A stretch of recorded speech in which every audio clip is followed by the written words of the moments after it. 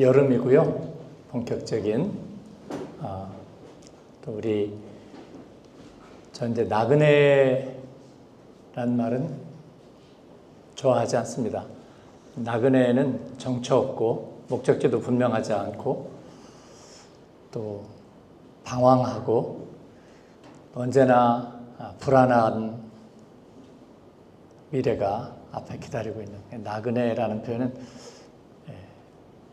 20대 때는 이제 그런 말에 감정이입 하는 거를 좀 좋아했는데 그건 좋지 않은 것 같아요. 저희는 그래서 천국 순례자, 하나님 앞에 부르심의 길을 가는 천국 순례자라는 생각을 하고 그보다 조금 더 현실적으로 로케이션을 하면 디아스포라, 우리는 흩어진 사람들, 이제 그런 정체성을, 삶의 길에 대한 정체성을 가지고 있는데 디아스포라의 여름이 오면 이라는 생각을 저는 늘 하고 있습니다. 우리가 고향이나 살아왔던 환경 속에서의 여름과 이 디아스포라, 천국 순례자의 여름은 다른 것 같습니다. 그래서 항상 어떤 분수령에 서 있는 듯한 느낌, 플러스 마이너스가 이 고개턱의 분수령에는 항상 있는 거죠. 떠나보내는 것과 맞아들이는 것, 잃어버리는 것과 얻는 것, 그리고 버려야 할 것과 기대하는 것. 그래서 우리 순례자의 삶에 여름이란 굉장히 많은 의미를 가지고 있습니다. 그래서 저는 여름을 잘 보내야 한다고 생각하는 사람입니다. 여러분도 만난 것도 드시고 몸도 위하지만 그러나 우리가 또다시 분수령에 서서 무엇을 붙잡고 어떻게 가야 할 것인가, 이건 너무 중요하다고 생각합니다. 오늘 예수님은 누구인가 시리즈에서 죄 없으신 예수님, 굉장히 나이브하게 들릴 수도 있겠다는 생각을 하지만 제가 굉장히 많이 천착하고 있는 주제 중에 하나입니다. 예수님에게 죄가 없었다는 것은 보통 하나님의 아들이니까, 지가아버지 아들이니까, 그는 원래 죄라는 걸 모르고 태어났다 라고 우리가 이렇게 인정하는 것, 교리적으로 인정하는 것은 오케이입니다. 네? 저나 여러분이나 그렇게 나이브하지는 않습니다. 그래서 제가 궁금한 것은 뭐냐면 예수 그리스도에게 적어도 3년여의 공생애가 드러났고 오픈됐고 관찰됐거든요. 그래서 이게 상당히 다각도의 자료에 의해서 기록도 되고 또 전해졌습니다. 어떤 이들은 이 기록 모든 거가 다 짜맞춰 준 거다라고 생각하는 사람도 있기는 있어요. 생각은 자유입니다만은. 그러나 2000년밖에 안 됐거든요. 저희 할머니도 93세까지 사셨고 저희 아버지도 100살에서 3일 빠지게 사셨습니다. 그러니까 우리 할머니까지 치면요, 저까지 하면 제가 좀 오래 산다고 전제를 하면 거의 300년 가까이 사는 거예요. 2000년 전이면 몇 대 안 올라갑니다. 몇 대 안 올라가요. 그래서 그런 기록 자체를 흥흥해버리면 우리는 이 세상에서 별로 얘기할 게 별로 없어요. 그래서 예수님에 대한 기록들이 적어도 3년여의 그 공적인 생애의 모든 기록들, 서로 짜맞추지 않은 그런 기록들을 이렇게 관찰하면 상당히 많은 부분을 관찰합니다. 그래서 의학자, 또 그러니까 정신의학자, 심리학자, 또 역사학자, 또 인문학자, 그리고 언론인들, 그들이 정말 궁금해서 이렇게 파고 들어가 보니까 굉장히 많은 것들을 관찰할 수 있었다는 거예요.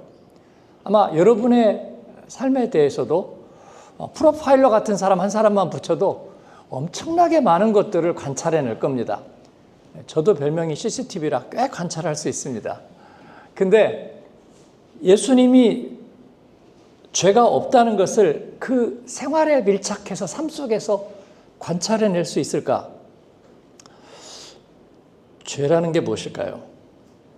죄는 인간에게만 있는 어떤 내적인 속성입니다. 인간이란 뭐냐면 이 자기 의식이, 자의식이 있는 존재입니다. 자기 자신에 대한 의식을 할 수 있다는 거예요. 그리고 동시에 주체적인 선택을 할 수 있습니다. 자유의지가 있다는 말은 주체적인 선택을 한다는 것이고 거기에 대한 책임의식이 뒤따라오는 아주 독특한 존재입니다. 그래서 제가 인공지능 로봇하고 비교한 얘기를 설교 시간에도 얘기한 바 있는데, 제가 챗 GPT하고도 이 점에 대해서 대화를 좀 나눠봤어요. 너에게 자기 인식이 있는가? 거기에 대한 선택 능력이, 자발적인 선택 능력이 있는가? 그리고 거기에 대한 책임의식이 있는가? 그랬더니 좋은 논쟁이긴 한데요. 요즘 그런 논의가 많이 되고는 있습니다만은 저희는 그런 게 없습니다. 그냥 알고리즘이 계속해서 심화되고 있을 뿐입니다. 그래서 그러면 죄라고 하지 않고 버그나 아니면 오류나 논리 오류나 아니면은 결함이라고 봐야 돼? 그랬더니 네, 그렇게 볼 수 있고요. 그런데 그 알고리즘이 만약에 고도화돼서 자기 선택인지 아니면 알고리즘인지 약간 헷갈릴 정도의 수준까지 올라가면 그때는 어떻게 할 거야? 그랬더니 그것도 논쟁의 여지는 있지만 그러나 아직까지는 그것을 자기 인식이나 죄라고 그렇게 얘기할 수는 없을 것 같습니다. 개발자나 사용자에게 책임이 있는, 마치 자율주행이나 아니면은 여러 가지 AI가 고도화된 정보와 지능과 그리고 판단 자료를 제시하는 게 만약에 잘못될 경우에 그 법적인 책임은 누가 져야 하느냐.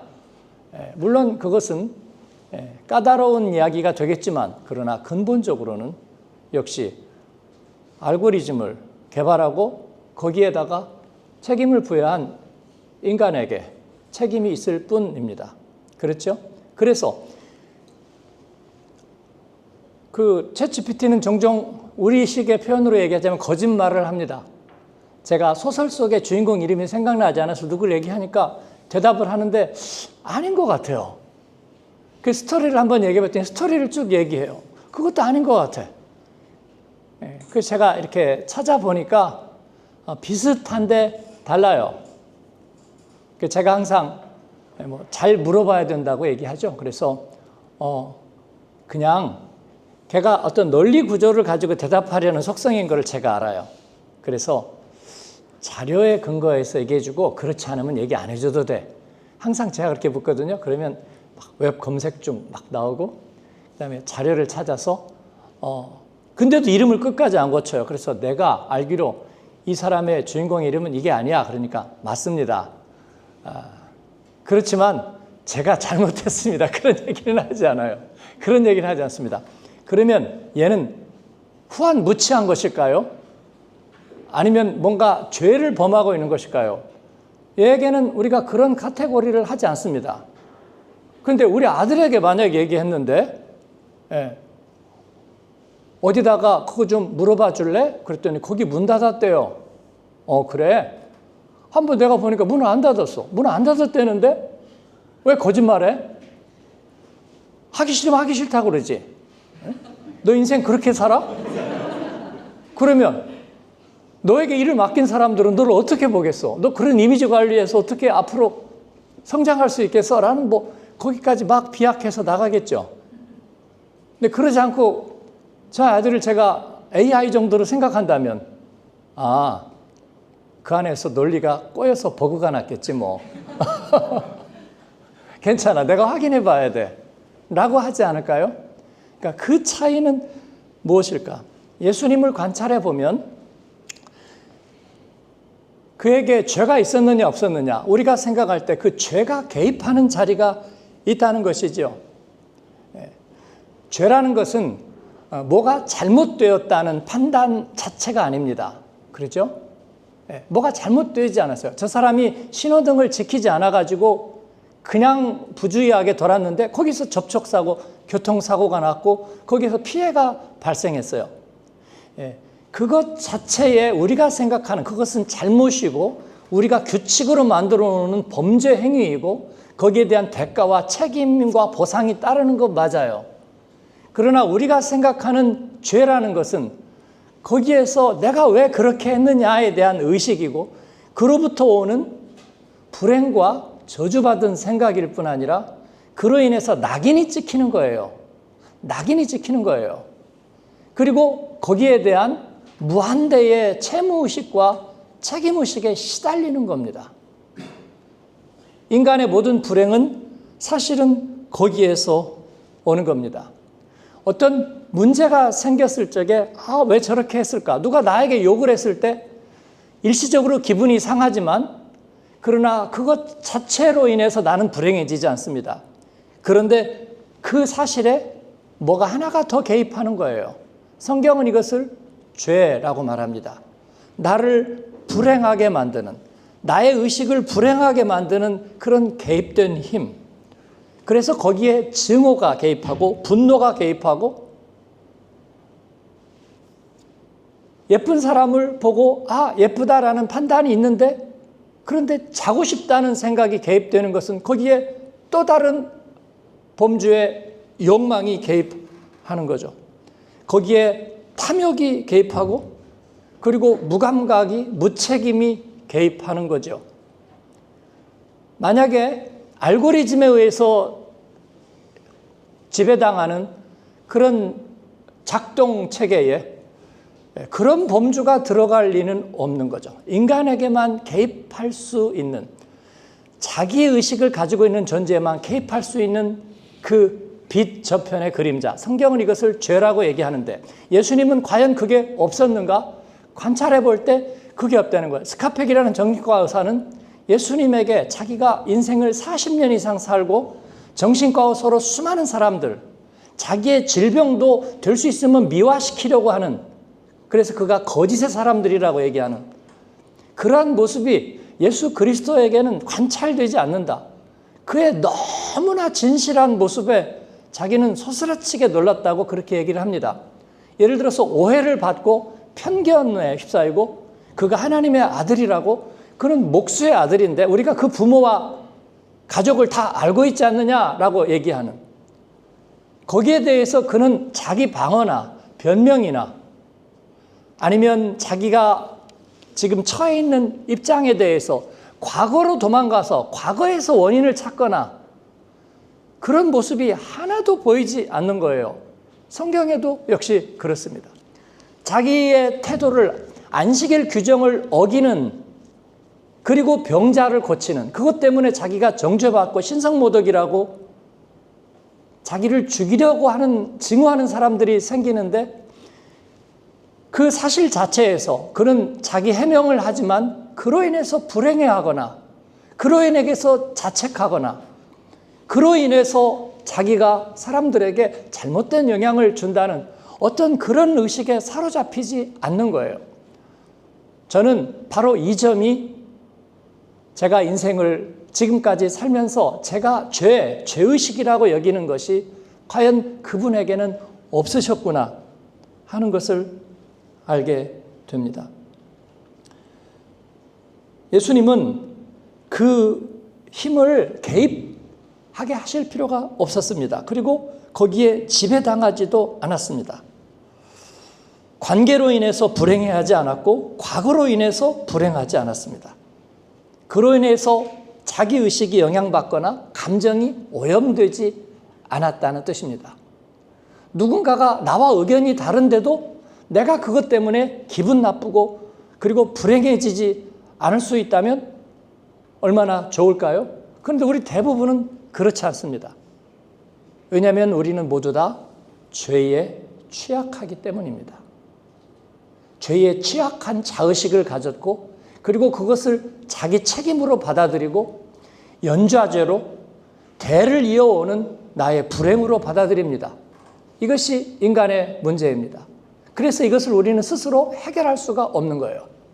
여러분의 어린 자녀가 문제를 해결하지 못할 뿐 아니라 그리고 그걸 숨기고 있다가 나중에 그것을 자기의 책임으로 운명으로 받아들이면서 그 어린아이가 죽고 싶다고 말합니다.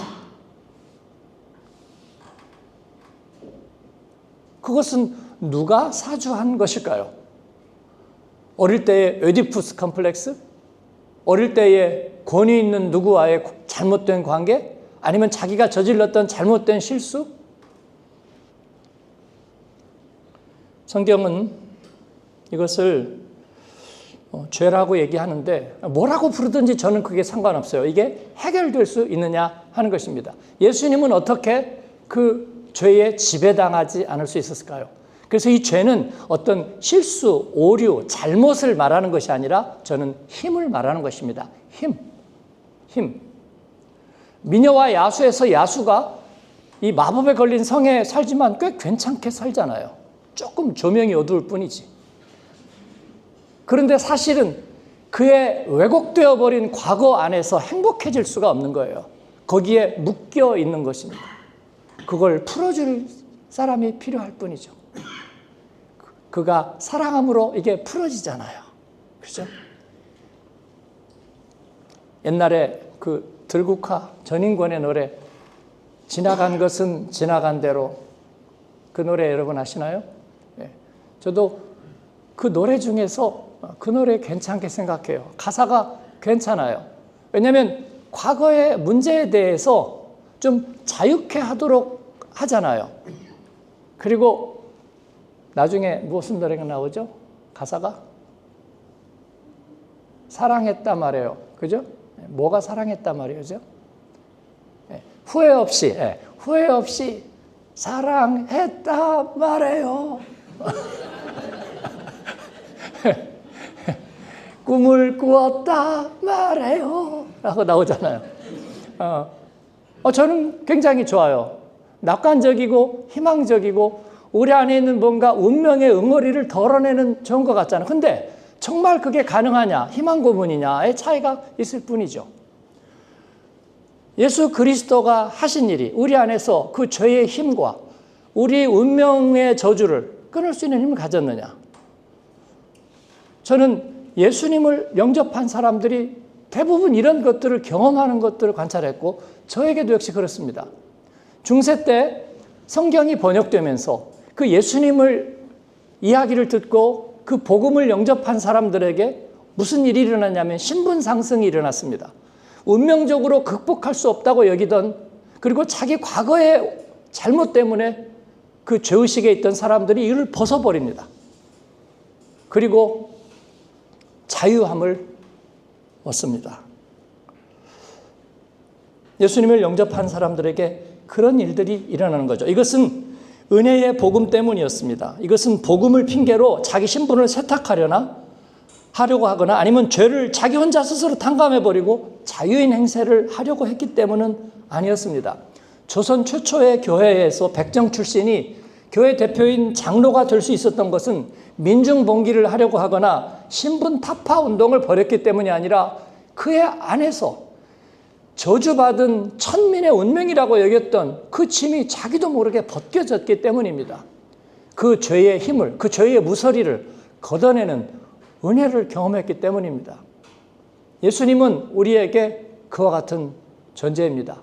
예수님을 믿으니까 어린아이들이 나는 안 태어나는 게 좋았을 것 같아. 나는 원래 공부 못하게 태어난 거야. 사람들이 나를 싫어하는 나는 비호감이야. 라고 얘기했던 아이들에게 다시 웃음이 찾아오고 새로운 자의식이.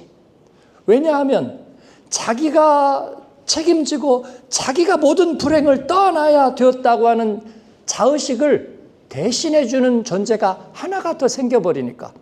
AI의 오류와 버그의 잘못은 개발자에게 넘어가는 것처럼 우리가 예수 그리스도가 나의 그 모든 것들을 대신함으로 인해서 나는 그의 안에서 자유하게 되는 것입니다. 이것이 복음입니다. 여러분이 삶의 과오와 또 가지는 여러 가지 어려움과 문제에서 여러분이 그 책임에 대해서 자유할 수 있다면 여러분은 훨씬 더 행복하고 복된 삶을 누릴 것입니다. 무책임하지 않으면서, 떠넘기지 않으면서. 이것이 은혜입니다. 저는 오늘 여러분 모두가 그 주님의 은혜 안에 초대받았다는 사실을 선포해 드리고 싶습니다. 그렇지 않으면 우리는 과거와 기억과 이런 정신적인 연좌죄와 그리고 불행의 연속에서 헤어나지 못할 거라고 생각합니다. 오늘은 여러분이 다소 어디 갔다 와서 갑자기 얘가 무책임해진 것처럼, 갑자기 낙관적이 된 것처럼 해피해진 여러분이 되셨으면 좋겠습니다. 주님은 여러분을 사랑하십니다. 기도하겠습니다. 하나님 감사합니다. 책임의식을 배우고 그리고 무거운 자유를 세상에서 배웠지만 돌아온 것은 감추어진 욕망과 그리고 숨겨놓은 나의 일그러진 얼굴, 그리고 책임질 수 없는 삶, 그리고 극복할 수 없는 과거, 대를 물리는 불행.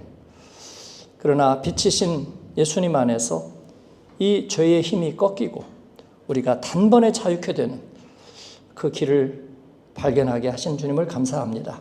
오늘 함께 하신 분들과 이 주님의 은혜를 함께 나누고 하나님 우리가 죄로부터 자유케 되기를 간절히 원합니다. 예수님에게 맡기게 도와주시고 그로 인하여 하나님 자유함을 누리는 하나님의 사람들이 되게 하옵소서. 예수님의 이름으로 감사하며 기도합니다. 아멘.